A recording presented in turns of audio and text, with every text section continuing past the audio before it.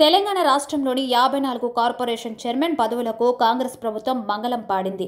ఇదే క్రమంలో ఖమ్మం జిల్లాలోని రాష్ట్ర విత్తన అభివృద్ధి సంస్థ చైర్మన్తో పాటు సుడా చైర్మన్ పదవులు కూడా రద్దయ్యాయి. కోఆపరేటివ్ బ్యాంకుల పాలవర్గం పదవి కాలం ఇంకా 2 సంవత్సరాల పాటు ఉన్నప్పటికీ రాష్ట్రంలో అధికార మార్పిడి నేపథ్యంలో డీసీసీబీ పాలకవర్గంలో అవిశ్వాసం ప్రవేశపెట్టి పాలకవర్గాన్ని రద్దు చేయించే దిశగా కాంగ్రెస్ పార్టీ పావులు కదిపింది.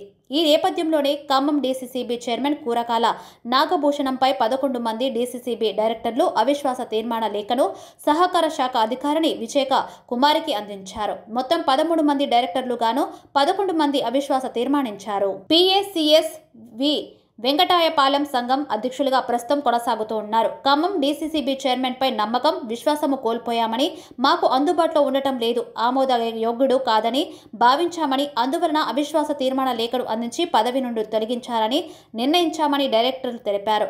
జిల్లా డిస్టిక్ కోఆపరేటివ్ అధికారి విజయకుమారి మాట్లాడుతూ వి వెంకటాయపాలెంకి సంబంధించి పాలకవర్గ సభ్యులైన 11 మంది ప్రస్తుతం అధ్యక్షులుగా కొనసాగుతున్న కురాకుల నాగభూషణంపై అవిశ్వాసం పెట్టాలని అప్లికేషన్ అందించారు. దీని ప్రకారం 11 మంది సభ్యులు సంతకాలు పెట్టి అవిశ్వాసం పెట్టారు. వీరు పెట్టిన అవిశ్వాస తీర్మానంను ముందుకు తీసుకెళ్లడం కోసం సెక్షన్ 34A సహకార సంఘం చట్టం ప్రకారం సహకార సంఘంలో ఉన్న సభ్యులకు నోటీసులు ఇచ్చి సొసైటీ చైర్మన్ ఎన్నికలు నిర్వహిస్తామన్నారు. ప్రాథమిక వ్యవసాయ సహకార సంఘము వి వెంకటాయపాలెంకు సంబంధించి వాళ్ళ పాలకవర్గ సభ్యులైనటువంటి 11 మంది ఇప్పుడు అధ్యక్షులుగా కొనసాగుతున్నటువంటి కూరాకుల నాగభూషయ్య గారి మీద మాకు విశ్వాసం లేదు కాబట్టి ఆయన మీద మేము అవిశ్వాస తీర్మానం పెడుతున్నామని ఈరోజు నాకు అవిశ్వాస తీర్మానం కండక్ట్ చేయవలసిందిగా నాకు అప్లికేషన్ ఇవ్వడం జరిగింది. దీని ప్రకారం అవిశ్వాస తీర్మానంకి 11 మంది సభ్యులు సంతకాలు పెట్టి ఆయన మీద అవిశ్వాసము పెట్టడం జరిగింది. దీనికి సంబంధించి మేము ఈ అవిశ్వాస తీర్మానాన్ని మేము మూవ్ చేయడం కోసం సెక్షన్ 34A సహకార సంఘాల చట్టము సెక్షన్ 34A ప్రకారం మేము సహకార సంఘంలో ఉన్నటువంటి పాలకవర్గ సభ్యులైన 13 మందికి కూడా నోటీసులు ఇవ్వడం జరుగుతుంది. 15 క్లియర్ డేస్లో వాళ్ళకి ఏమన్నా అబ్జెక్షన్స్ ఉంటే వాళ్ళు ఆ నోటీస్లో వాళ్ళు రిప్లై ఇవ్వాల్సి ఉంటుంది. మేము ఆ నోటీస్లోనే డేట్ ఫిక్స్ చేస్తాం. 15 రోజుల్లో మేము అవిశ్వాసం కండక్ట్ చేస్తాం అని మీటింగ్ డేట్ ఇస్తూ మేము నోటీస్ ఇస్తాము. ఆ నోటీస్కి 13 మంది సభ్యులు కూడా హాజరవ్వాలి.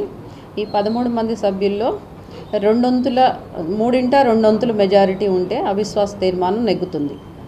దాని ప్రకారం 3/2 మెజారిటీ కనుక ఆ రోజు అవిశ్వాస తీర్మానం పెట్టిన రోజున ఆ మీటింగ్లో వాళ్ళు ఓట్ చేస్తే అవిశ్వాస తీర్మానం నెగ్గుద్ది. ఆటోమేటిక్గా ఆయన అధ్యక్ష పదవిని కోల్పోతారు. డేట్ ఇవ్వడానికే నోటీస్. అది 15 రోజుల్లో కాదు, పలానా రోజు అని ఆ డేట్ మెన్షన్ చేస్తూ ఇస్తాము.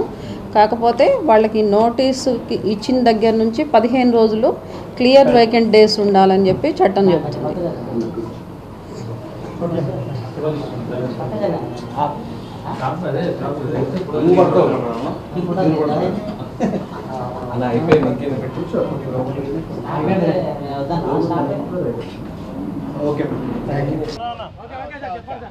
నా పేరు రావిళ్ళ శ్రీనివాస్.